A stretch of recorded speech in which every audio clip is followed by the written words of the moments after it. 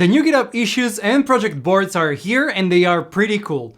Today we're gonna see all the new and updated features and what we can do with them. Let's dive into it.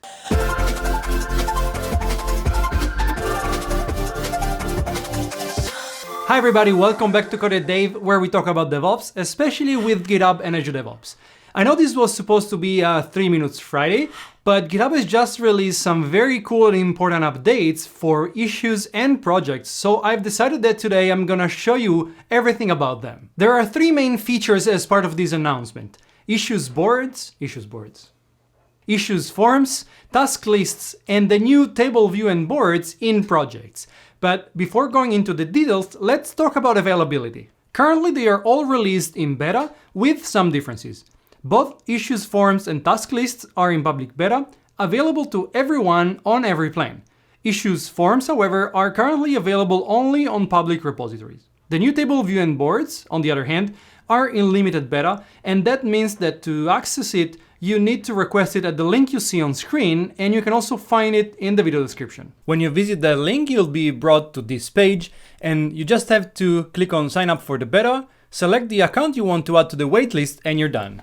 With that out of the way, let's see what is new, because it's a lot. The new capabilities of projects include things like issue hierarchy, custom fields, a spreadsheet-like table, and saved views, all built into GitHub. And you also get advanced filtering and search capabilities. And about issues forms, they are basically an extension of templates where, as the name says, in a form-like layout, you can use optional parameters and even value validation.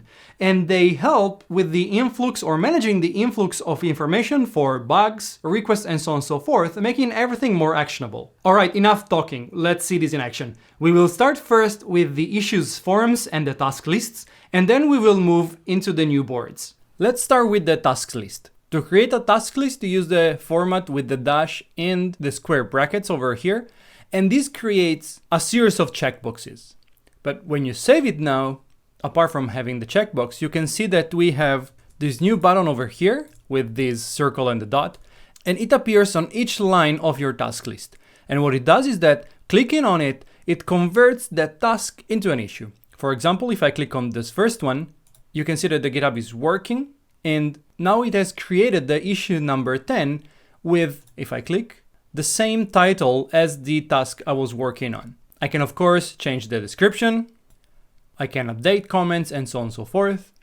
And you can see that the status of this is not only open, but it marks down that it's tracked in the issue number 9, which is the one we were working on before. And in fact, I can click on this and it brings me back to the other issue. And same thing I can do for the other tasks in the list, and every time it will create a new issue. When I'm done working with my issue, I can close it, and if I go back to the previous issue, to the parent issue, you can see that automatically this issue or this task has been marked as closed, has been marked as completed, because I've closed the issue on the other side. This is very helpful for quickly transforming your text into issues, for example, when brainstorming with your team, and stay automatically up to date because all the reference issues when closed, as we've seen, are updated also in the parent issue. Let's talk now about the issues forms. I think at this point we are all familiar, or we should be all familiar with the issues templates. If we're not, remember that you can go to settings, scroll down to the features page, and next to issue you have these setup templates in which you can select from a series of predefined templates and add them to your repo. And what that does, this will create a markdown file under the .github issue template folder, and in there you have your template for the issue. Now, whenever a user opens an issue, you can see this template popping up. As I mentioned before, the issues forms are basically an extension of templates. But the difference is that it's not anymore a markdown file, but as you can see here, it's instead a YAML file under the same folder, .github/issue template, but again, a YAML file. Before we take a look at the YAML file, let's see what this actually does. If I go to issues and I click on new issue, you can see that I have 2 templates. The feature request is the usual markdown template, and in fact, when I click on get started, you can see a normal issue with the markdown syntax. However, if I go back and I choose the bug report, which is my issues form, we can have now a form, a full-fledged form with validation and so on and so forth to insert our issue. Let's fill this out. Let's give it a title. Let's fill in the details. Let's select a version. You see, we can have drop-down lists, and these are all populated based on the values you want, and I'll show this in a second. I can add a description or anything relevant to your issues. And the button is still grayed out. And the reason is that because not all the required information has been filled or completed. And in fact, you can see that I have this, I agree with the code of conduct, which is mandatory, but has not been selected. So as soon as they do that, you can see that the button is enabled and I can submit the new issue. And this will be rendered out in proper full markdown, as you can see on screen. Let's see now the YAML file to generate these. So as I said before, it's in the .github issue template, and we have this YAML file. And as you can see already, the rendered version is the form, but let's take a look at how to make this happen. You can see we have a series of parameters, the name and description, the title, which will be shown also on your issue creation. You can assign labels directly. You can also assign people directly if you want. And then we have the body. You can see that for each field, we can have its own declaration. We have the type and the attributes that you want to assign. In this case, it's just a label, if you will. So there's just text. Then we have a type input that represent the contact. And we have all the information in there, label, description, place order, etc.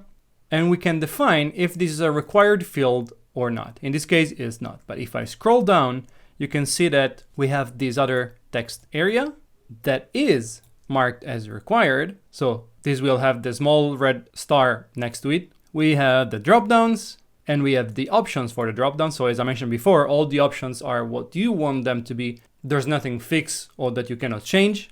And again, also a dropdown can be marked as required. And so on and so forth. You can continue with all the fields. But the best part is that if you look here on the right, we have all the options that we can use in our form. We have the top level configuration options.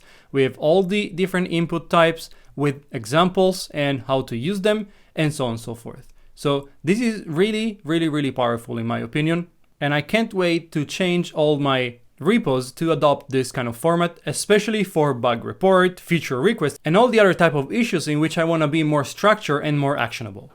I can think of literally thousands of scenarios in which this can be very beneficial, but I would love to know what you think about this and how you would use it. So let me know in the comment section below, okay? Let's try out now the star of the show, the new table view and boards in projects. But before we move to that, I would really appreciate if you can like this video so this can be recommended to more viewers and you can show your appreciation to me. Thank you. After you're accepted into the beta, if you go to projects, what you will see is not just the normal projects, but you have this projects beta tab. In here, you can go and create and manage all the new projects with the table view and so on and so forth. And actually, when you click on new project, you always have the choice to create a normal project or the new beta project with custom fields and multiple views. When you click on that, you'll be brought to this table view in which you can start personalizing your project. Let's go back because I want to show you one that is already being created. And this is what you see. You can, first of all, change the name of the project at any point, and you have multiple views. You have this table view. You can still have the Kanban view if you want, and this can be filtered because if you see, I have different levels, and I'll go back to this in a second, epic, feature, story, etc. And then when I go and create other views, I can filter, for example, in this case, by level epic. So I can see all and only the issues for epics, and the same for features. I can see only the issues in the feature level and so on and so forth. I can always create new views, and I can select that if that view should be a table or a board. I can always change between those, and I can configure and filter the view as I want. If we go back to the first page, you can see that I have a number of fields. Title, assignee, and status come directly from GitHub, but then there are others like level that are custom. And in fact, you can always add a new field. You can call it however you want it, and you can decide if it's a field of type text, it's a number, it's a date, or a single select. If you create a select, you can of course insert the options, and when you save it, you can start categorizing your issues and your items in the table with that category.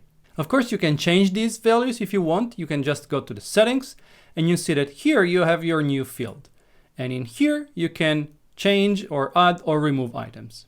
And you can always use also emojis and images in here if you want to give more color to your board. When I save in fact and I go back to the board, you can see that now they show up in the table as well. And you can see that this table is grouped by the level field. And in fact, I know this because of this icon over here. I can always group by other values and change the layout of my view. And I can go back to this and group by. I can also sort for each of those fields. And of course, I can filter by any of those values, as we've seen before in the other views. All of this is completely configurable and can be changed at any time. If I try to open one of those issues, remember that we have the status, level, and CoderDave type field. If I open one of those issues, you can see that I have this project section over here. And if I expand, you can see that I have here all the different fields that I've added in my project, including the custom fields. And I can always change them directly from here. I changed this to podcast, and you can see that now this is also reflected in the project. So there is a bidirectional relationship between the project and the issues that are referenced in the project. And of course, you can always add new issues or create ones. If you want to add an existing issue, you can just use the pound, select a repository and select an issue, or you can just start typing. For example, let's add this new one, and this becomes an item in your project. You can change the title just double clicking, and you can of course change all the other fields accordingly to what you're trying to do. And as you've seen, the level was already pre-filled because we are creating this new item inside the story level since we have the grouping. If I remove the grouping and I try to add a new one, you can see that no field is actually pre-filled. After doing these changes, you can see that there is this blue dot over here. So if I save, it means that, as you can see over here, I made a change to the grouping and this will be saved. So if I re-enter this view, the grouping will be gone. Last thing I want to show you is that if you want to delete an item or an issue from one of your projects, you can just go to the very beginning of the line. You have this small icon, and in here you can select this delete from project, which, as the name says, will delete the item or the issue from the project, of course, after confirmation, and boom, it's gone. I think that is pretty cool and works fairly well. Of course, it can't just replace tools like Azure Boards or Jira for complex projects just yet, but I really think GitHub is on the right track with this feature. The new table views and boards in projects directly connect the planning to the work your teams are doing and flexibly adapt to whatever you need. And now with the custom fields, you can easily manage releases, complex projects, and much more, and not having to create everything from scratch. I'm pretty excited to see what this will evolve to be, and also I think that having everything in GitHub is a big plus. But I would really love to know what you think about this, so let me know in the comment section below. You may also want to check out this video over here in which I explain how to upload and use videos in GitHub issues and pull requests. But that's it for me. Thanks so much for watching, I really hope you enjoyed it. Hit the like button below, subscribe if you haven't already, and I see you in the next video here at CoderDave.